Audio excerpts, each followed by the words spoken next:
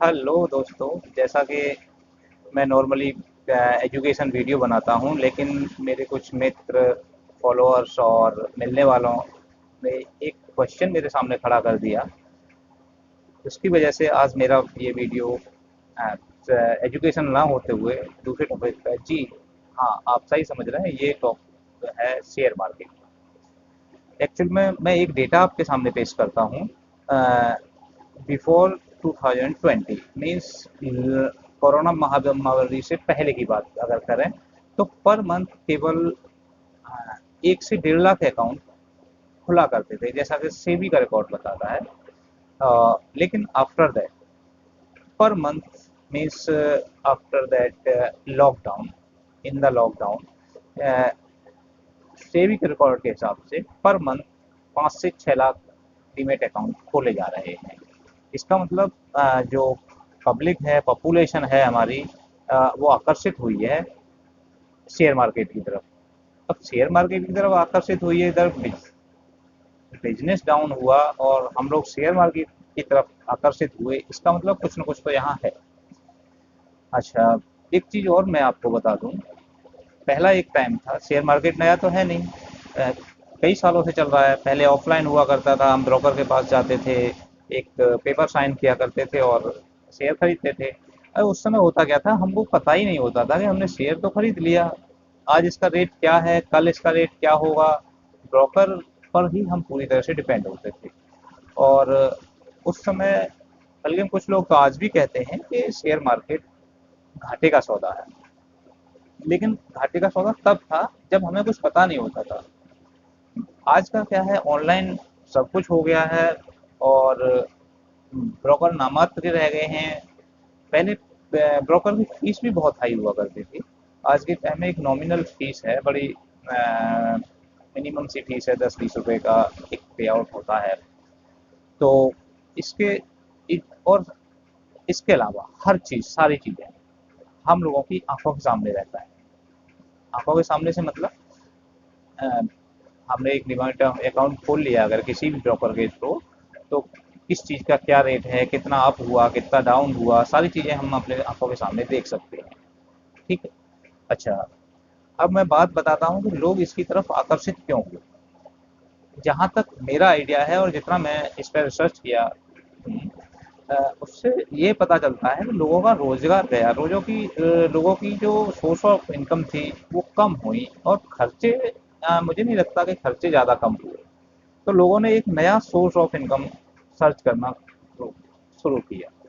आप जानते ही हैं कि आविष्कार, सॉरी, आवश्यकता ही आविष्कार की जननी है। तो इसी तरह से लोग ने देखा कि भाई, हम अगर एफडी कर देते हैं तो 7 से 8% का एक रिटर्न मिल जाता है। और भी बहुत सारे तरीके हैं, जमीन में भी लगा देते हैं, प्रॉपर्टी कर लेते हैं, उसमें भी 10 साल में डबल होता है, कभी 5 साल में, कभी 2-2 साल में भी हो जाता है। तो इस तरह से लोगों ने सर्च किया कि कुछ ऐसा रास्ता ढूंढे जिससे हमारी इनकम गेन होती रहे। तो ज़्यादातर लोगों ने देखा कि अब जबकि शेयर मार्केट का सारा काम ऑनलाइन हो गया है, सब कुछ आंखों के सामने है, तो लोग इसकी तरफ आकर्षित हुए और यहाँ से लोगों ने अर्निंग भी शुरू कर दी। तो एक से दूसरे, दूसरे से तीसरे, इस तरह से एक चेन बनती चली गई और इसी चेन में मैं भी इसमें शामिल हो गया। गहनता से अध्ययन किया, लगभग 1 साल से मैं इसी चीज़ का अध्ययन कर रहा हूँ। तो मैंने इसमें पाया है कि 3 या 4 तरीके से इस ट्रेडिंग होती है। फर्स्ट ऑफ ऑल आप डिलीवरी, सेकंड इंट्राडे, फ्यूचर में फ्यूचर में और ऑप्शन में, कॉल और पुट वाला। इस तरह से ये 4-5 तरीके से इसमें ट्रेडिंग होती है। और मेरे हिसाब से जो सबसे बेस्ट है वो डिलीवरी है। माना कि वहाँ सोर्स ऑफ इनकम कम है, लेकिन एफडी से और अन्य किसी चीज़ से काफ़ी ज़्यादा। और ऑप्शन वगैरह में लोग अच्छा कमाते हैं, लेकिन उसके लिए थोड़ा सा इस लाइन का हम्म, मतलब नॉलेजफुल आदमी होना चाहिए। बाकी नए लोग नॉलेजफुल नहीं हैं, तो इसलिए मेरी सलाह है कि केवल डिलीवरी में है ही ट्रेडिंग करें, जिससे आपको नुकसान जीरो होगा, जो भी होगा फ़ायदा होगा। ठीक है ना।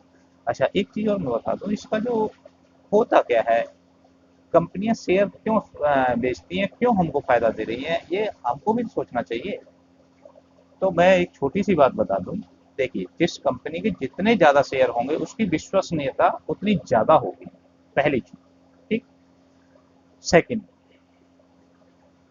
कंपनी पर जो ब्याज का बोझ होता है, वो अगर वो शेयर होल्डर से लेगा तो उस पर ब्याज का बोझ नहीं होगा। अगर उसकी कंपनी आगे बढ़ेगी तो शेयर होल्डर को फायदा होगा, अगर उसकी कंपनी नीचे जाएगी, शेयर होल्डर का भी शेयर नीचे चला जाएगा। मीन्स कंपनी वाले को कहीं ब्याज नहीं देना। अगर वो किसी बैंक से उधार लेता है तो उसकी कंपनी फायदे में जाए नुकसान में जाए, उसे तो ब्याज देना है। इसका मतलब उसे शेयर होल्डर से जो पैसा मिल रहा है उस पर, कंपनी के प्रॉफिट पर, कंपनी के बिजनेस पे पैसा मिल रहा है, ब्याज पे नहीं। लेकिन अगर वो बैंक से लेता है या कहीं दूसरे फाइनेंशियल इंस्टीट्यूट से लेता है तो उसको पैसा जो मिल रहा है वो ब्याज पे मिलेगा। ठीक, पहला फायदा, मतलब बिना ब्याज का पैसा मिल रहा है। दूसरा, दूसरा कंपनी को जो फायदा है, संपत्ति को बंधक नहीं करना पड़ता। जैसे नॉर्मली आप भी कभी, मोस्टली मेरे दोस्त कहते हैं, क्योंकि हमारे देश में 70% लोग फार्मर हैं और केसीसी या दूसरी तरह की लोन कराते हैं। तो आपने देखा होगा कि एक बात कहते हैं कि आप अपनी जमीन बंधक करा दीजिए, मतलब कोई भी संपत्ति आप बंधक करा दीजिए, उसके बदले हम आपको लोन दे देंगे। अब सोचिए, अगर एक कंपनी वाला अपनी संपत्ति को बंधक कराएगा तो उसको लोन मिलेगा, अदरवाइज नहीं मिलेगा। ये भी हुआ, एक तो ब्याज देना पड़ता है, बंधक कराना पड़ता है। लेकिन वही कंपनी अगर एक शेयर होल्डर से पैसा लेती है तो वो उसकी कोई भी संपत्ति मॉर्गेज नहीं कर रहा, मतलब बंधक नहीं कर रहा। इसमें दूसरा फायदा हो गया। सॉरी, दूसरा नहीं, तीसरा फायदा हुआ, विश्वसनीयता। जितना ज्यादा शेयर होल्डर्स होते हैं उसकी विश्वसनीयता उतनी ज्यादा होती है। ठीक। ठीक। और नेक्स्ट और लास्ट पॉइंट, ये जो सोर्स ऑफ इनकम है ये उसका परमानेंट रहता है। शेयर होल्डर उसमें पैसे, मैं छोटे शेयर होल्डर की बात नहीं कर रहा जो रोज खरीदते बेचते हैं। मोस्टली शेयर होल्डर क्या है कि शेयर खरीद लिया और उसका परमानेंट शेयर होल्डर हो गए, तो ये भी एक फायदा है, उसको कैपिटल परमानेंटली मिल जाती है। ठीक। अच्छा, अब शेयर होल्डर को क्या फायदा हुआ? शेयर होल्डर को सबसे बड़ा फायदा ये होता है कि अगर आपने ठीक से सेलेक्ट की है कंपनी, आपने अच्छे से सेलेक्ट की है, तो श्योर है उसको फायदा होना ही है। और जब उसको फायदा होगा तो वो सारे शेयर धारकों में बांट दिया जाएगा। कहने का मतलब शेयर धारक जो होता है, जैसे किसी बंदे ने शेयर, तो मेरे ख्याल से एक छोटी सी बात बताऊं, शेयर का मतलब हिस्सेदारी है ना। जब आप उसमें हिस्सेदारी हैं तो उसका फायदा भी, आप फायदे में भी हिस्सेदार हैं आप, और उसके नुकसान में भी हिस्सेदार हैं। तो आपने अच्छी कंपनी पकड़ी है और अगर उसको फायदा हो रहा है तो उसका जो लाभांश है, जिसे हम डिविडेंड कहते हैं, वो तो आपको मिलेगा ही, कॉस्ट भी मिलेगी और डिविडेंड भी मिलेगा। मतलब जो लाभांश है वो भी मिल रहा है। कहने का मतलब आप कंपनी के एक हिस्सेदार हो गए, आपने कुछ नहीं लगाया, आपने शेयर खरीदा और आप कंपनी के हिस्सेदार बन गए। पहला फायदा। दूसरा फायदा, इस समय मॉडर्न टाइम में सबसे अधिक लाभ वाला इन्वेस्टमेंट है। म्यूचुअल फंड भी इससे कम आता है। अगर सही जगह पैसा इन्वेस्ट हो गया तो इससे बड़ा लाभ कहीं भी नहीं मिलेगा। ठीक। तीसरा, आज के ऑनलाइन टाइम में जब हम खुद से सारा ऑपरेट कर रहे हैं तो सेल्फ कंट्रोल है। मीन्स आज मैंने शेयर खरीदा, 2 घंटे बाद बेच दिया, आज मैंने शेयर खरीदा, 10 साल बाद बेच दिया, कोई टाइम बाउंड नहीं। कहने का मतलब मैं खुद का कंट्रोल है मेरा। ठीक। अच्छा, इसके अलावा स्वामित्व वाली तो बात मैं पहले ही कह चुका हूँ कि आप कंपनी के शेयर होल्डर, मीन्स आप उस कंपनी में जितना पैसा लगाया है आप उतने के हिस्सेदार हैं, आप कंपनी के उतने के मालिक। हानि, बात करें इसके नुकसान की, तो सबसे बड़ा नुकसान तो यही है कि एक थोड़ी सी अनिश्चितता रहती है लाभ की, कि पता नहीं कंपनी को नुकसान हो गया तो हमारा पैसा कम भी हो सकता है और फायदा हो गया तो काफी बढ़ सकता है। ठीक। दूसरी, अगर कंपनी बहुत ज़्यादा नुकसान में जाती है, बहुत ज़्यादा नुकसान में जाती है, तो आपका पैसा डूबने के भी चांस रहते हैं। दूसरा। ठीक।